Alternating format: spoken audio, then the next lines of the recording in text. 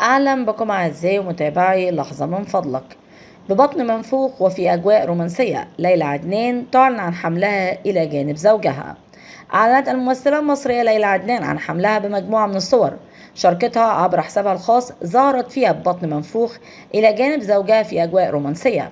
وكانت عائلة ليلى عدنان زوجها بمناسبة عيد ميلاده من خلال فيديو لهما نشرته عبر حسابها الخاص على موقع التواصل الاجتماعي، حيث ظهر الاثنان بأوقات جميلة ولقطات رومانسية قضياها سويا.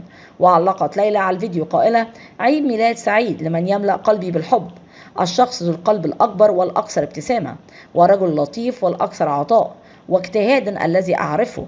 يوم واحد في السنة لا يكفي للاحتفال بشخص رائع مثلك، أحبك دائما وأبدا.